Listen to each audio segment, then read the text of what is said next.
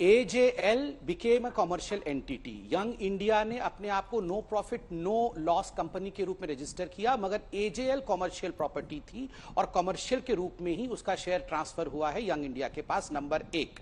Number 2 और सबसे महत्वपूर्ण, काला अंग्रेज पूरा स्पष्ट रूप से काला अंग्रेज कहा गया है, उसको भी कांग्रेस के प्रवक्ता डिफेंड कर रहे हैं कि जो हम इंडियन से मोदी जी काला अंग्रेज हैं। मैंने कहा ये नस्लवादी टिप्पणी नहीं है, जी स्वाभाविक है। अंग्रेजों वाली अंजना जी मैंने ठीक है, आपके बीच में उन्होंने नहीं बोला, प्लीज अपने अंजना जी मैंने शांति से कहा, गलत ना बोले, ठीक, गलत बात प्रस्तुत ना करें। नहीं एक सेकंड, मैंने कोई अंजना जी, अगर काला अंग्रेज नस्ल भेदी टिप्पणी नहीं है तो और क्या है, मैं ये आपके और जनता के विवेक पे छोड़ता हूं। आप सोचिए ये कांग्रेस के लोग हम भारतीयों को कैसे कीड़े मकोड़ी की तरह सोचते हैं। काला अंग्रेज है नरेंद्र मोदी, काला अंग्रेज है अमित शाह, और इनकी सोनिया गांधी क्वीन विक्टोरिया है।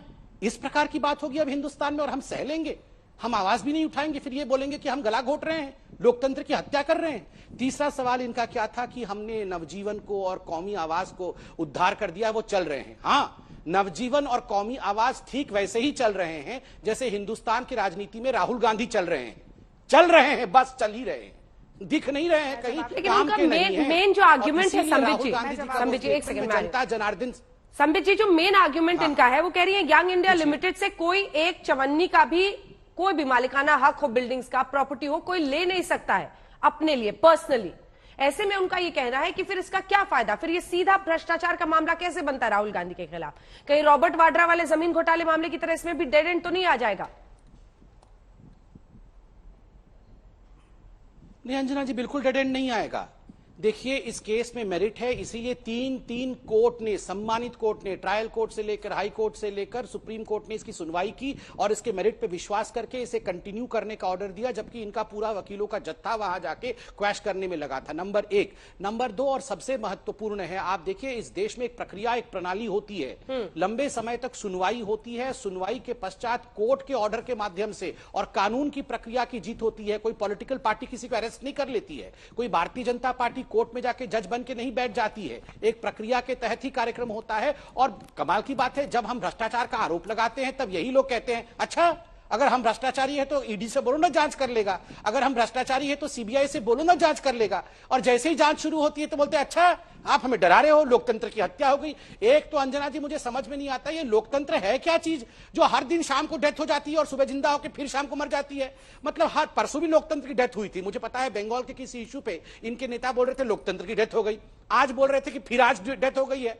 मतलब इन्होंने ये सोचते हैं राहुल गांधी माने लोकतंत्र, इनके हिसाब से लोकतंत्र और राहुल गांधी पर्यायवाची है। नहीं ये मजाक का विषय नहीं है, मैं सिर्फ चलेगा ना रागिनी से कहा कि प्रॉफिट में नहीं जा सकता। क्या ये ऐसे एसआईटी की जांच का सामना खुद प्रधानमंत्री नरेंद्र मोदी ने पहले किया है। 9 घंटे से ज्यादा वक्त के लिए पूछताछ हुई थी ना, जांच के लिए जाइए, नहीं होगा खरेगा, ये थोड़ा ना पार्टी प्रोटेस्ट का अखाड़ा बन जाए। ये बहुत, देखिए सबसे पहले तो मैं कहना चाहती हूँ कि ना मैं गिरा ना मेरी उम्मीदों के मीनार गिरे, कुछ लोग मुझे गिराने में खुद 100 बार गिरे।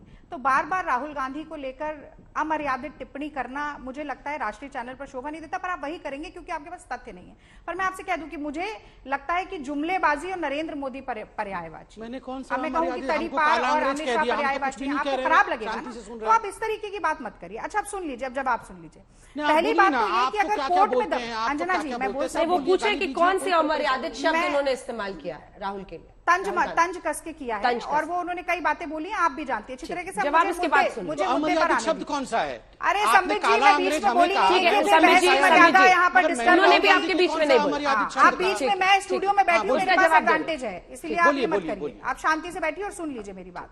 तो अगर ये 3 कोर्ट का हवाला दे रहे हैं, मैंने 2-3 पैराग्राफ पढ़ के बताए कि सबसे पहली बात है कि मेरिट के अंदर गया ही नहीं कोई कोर्ट। उसके बाद जो हमारा एक बहुत ही बेसिक नियम है कानून का, इनोसेंट अंटिल प्रूव्ड गिल्टी, ये उसकी उल्टी गंगा आज यहां पर बहाने का काम कर रहे हैं। और अगर कोर्ट में अपने आप में दम है, कोर्ट कार्रवाई कर रहा है, तो आप ईडी को क्यों बीच में कुदा रहे हैं? कोर्ट को करने दीजिए ना, कोर्ट का फैसला आने दीजिए। और ईडी की बात पर इतना दम भर रहे हैं, आपको मालूम है संबित पात्रा जी, ईडी की कन्विक्शन रेट 1% से भी कम है, बिलो 1%। रॉबर्ट वाड्रा जी के नाम पर आपने बहुत ढोल पीटे, ये हो गया वो हो गया फलाना हो गया, सुभाष चंद्र बोस की फाइल्स के नाम पर आपने बहुत ढोल पीटे, अरे फाइल्स निकल कर आएंगी तो पता क्या हो जाएगा, खोदा पहाड़ निकली चुहिया। हर बार आप यही करते हैं सिर्फ इसलिए कि आप देश की राजनीति को, जो कोर इश्यूज हैं, जो जनता से जुड़े इश्यूज हैं, उससे भटकाना चाहते हैं। आपने सोनिया गांधी जी के बारे में 2-3 टिप्पणी की, मुझे लगा शायद आप रिपीट नहीं करेंगे, मैंने उसे इग्नोर किया, पर अब मुझे कहना पड़ेगा कि जिस सोनिया गांधी को आप एंटोनिया माइनो और अंग्रेज और ये सब बोलते हैं ना, उन्हीं सोनिया गांधी जी जब वो कांग्रेस की अध्यक्ष बनी तो हमारी 2 प्रदेश में सरकार थी, 19 तक लेकर गई। अटल अडवाणी युग का अगर देश में किसी ने खात्मा किया है तो वो सोनिया गांधी हैं। सोनिया गांधी के पति इस देश के लिए शहीद हुए, उनकी सास इस देश के लिए शहीद हुई। भारतीय जनता पार्टी का एक नेता बताइए, वो छोड़ दीजिए, संघ का एक नेता बताइए। गोलवलकर कहते थे कि अंग्रेजों से लड़ाई नहीं लड़नी है, देश के अल्पसंख्यकों से लड़ाई लड़नी है, अंग्रेजों के साथ खड़े हो जाओ। तो अंग्रेजी मानसिकता वाले आज दूसरों को अंग्रेज बता रहे हैं। आप एक तीनों पर पॉइंटेड जवाब, कितना तोड़ मरोड़ लें, बात यही है कि आप प्रतिशोध की राजनीति, तीनों पर पॉइंटेड जवाब। देखिए, जब विषय से आदमी भटकता है तो कहीं ना कहीं उसके पास तथ्य नहीं होता है। नंबर 1, इन्होंने कहा कि इनोसेंट अंटिल प्रूव्ड अदरवाइज। जब ये प्रधानमंत्री नरेंद्र मोदी के लिए पता नहीं कैसे कैसे शब्दों का प्रयोग करते थे, याद करिए, राफेल में कोर्ट से वर्डिक्ट आने के बाद भी अभी भी प्रयोग करते हैं, उसमें भी मैंने कोर्ट के वर्डिक्ट को भी नहीं मानते। और जब इनके माँ बेटे को बुलाया गया, जब इनके माँ बेटे को बुलाया गया, तब इनोसेंट अंटिल प्रूव्ड अदरवाइज। इन्होंने कहा ये ईडी बीच में कहां से आ गई। मैं समझाता हूं ईडी बीच में कहां से आई।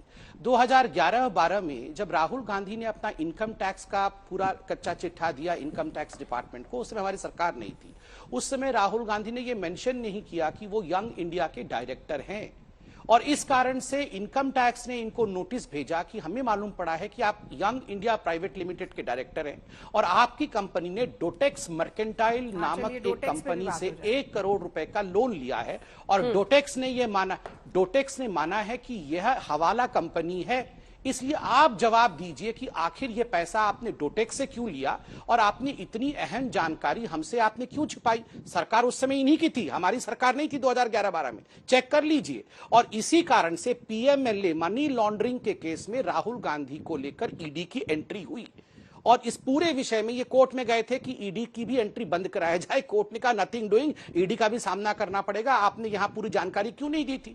अब यहां पर हमारे दादा ने स्वतंत्रता संग्राम के युद्ध में पार्टिसिपेट किया था, सोनिया जी के पति शहीद हो गई थी, सोनिया जी बहुत महान है, इसलिए ईडी हमें, अरे भैया कोई कितना भी महान हो सकता है, अगर आपने गलती की है और ईडी ने बुलाया, अरे भाई कितनी भी महान, तो आप आरती करिए, मैं तो रोक नहीं रहा हूं, आप बिल्कुल आरती करिए। अरे मैं तो कह रहा हूं आरती करिए, कोई आपत्ति नहीं।